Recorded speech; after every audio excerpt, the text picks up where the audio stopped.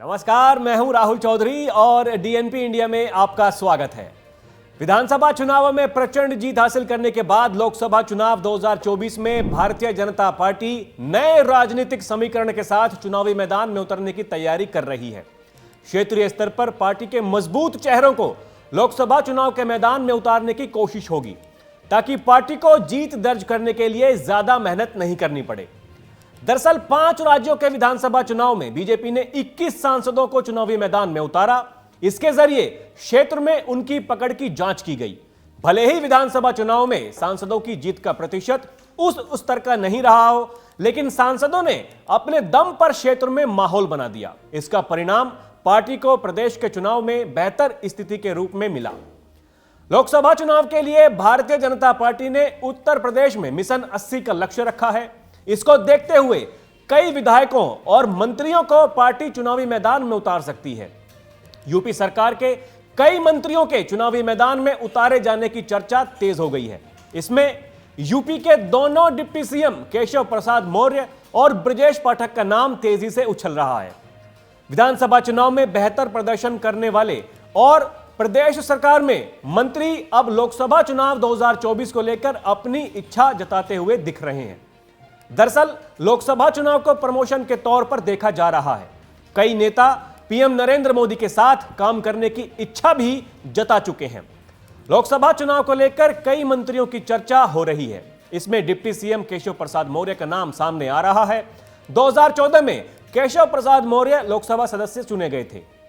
UP में चुनाव 2017 से पहले प्रदेश अध्यक्ष की उन्हें जिम्मेदारी भी दी गई और पार्टी को विधानसभा चुनाव में शानदार प्रदर्शन कराने के बाद केशव प्रसाद मौर्य को डिप्टी सीएम बनाया गया।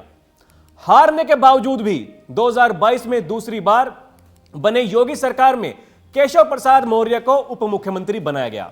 अब सूत्रों के अनुसार केशव प्रसाद मौर्य एक बार फिर लोकसभा के रण में हाथ आजमाकर फूलपुर में अपनी पकड़ को दिखाने की कोशिश कर सकते हैं। यूपी सरकार के दूसरे डिप्टी सीएम ब्रजेश पाठक को भी चुनावी मैदान में उतारे जाने की चर्चा है। यूपी चुनाव 2022 में दूसरी बार योगी सरकार के लौटने के बाद ब्रजेश पाठक को डिप्टी सीएम बनाया गया। जमीनी राजनीति करने वाले ब्रजेश पाठक स्वास्थ्य मंत्री के तौर पर अपने कार्यों से लगातार चर्चाओं में बने रहते हैं। उनकी छवि भी बड़ी है। ऐसे में पार्टी उनकी बढ़ती ताकत की परीक्षा चुनावी मैदान में करना चाहेगी। इनके अलावा यूपी सरकार में परिवहन मंत्री दयाशंकर सिंह का नाम भी लोकसभा चुनाव के उम्मीदवारों के लिए लिया जा रहा है। पार्टी उनकी ताकत को हथियार बना सकती है। वहीं कांग्रेस से भाजपा में आकर अपनी अलग पहचान बना चुके जितिन प्रसाद को भी भाजपा चुनावी मैदान में उतार सकती है। ब्राह्मण वोट बैंक को साधने के लिए पार्टी की ओर से उनके चेहरे का इस्तेमाल किया जा सकता है। प्रदेश में औद्योगिक विकास के क्षेत्र में लगातार काम करने वाले योगी के मंत्री नंद गोपाल गुप्ता नंदी पर भी पार्टी दांव लगा सकती है। योगी सरकार के मंत्रियों की यह अपनी महत्वाकांक्षा और क्षेत्र में उनकी लोकप्रियता को इसका कारण माना जा रहा है। इसके अलावा योगी सरकार में मंत्री बेबी रानी मौर्य को भी पार्टी चुनावी मैदान में उतार सकती है। दलित वोट बैंक के बीच उनके जरिए पकड़ बढ़ाने की कोशिश होगी। इसके अलावा धर्मपाल सिंह का नाम भी सामने आ रहा है। पार्टी प्रशासनिक पुलिस सेवा से राजनीति में आने वाले असीम अरुण और राजेश्वर सिंह पर भी दांव खेल सकती है।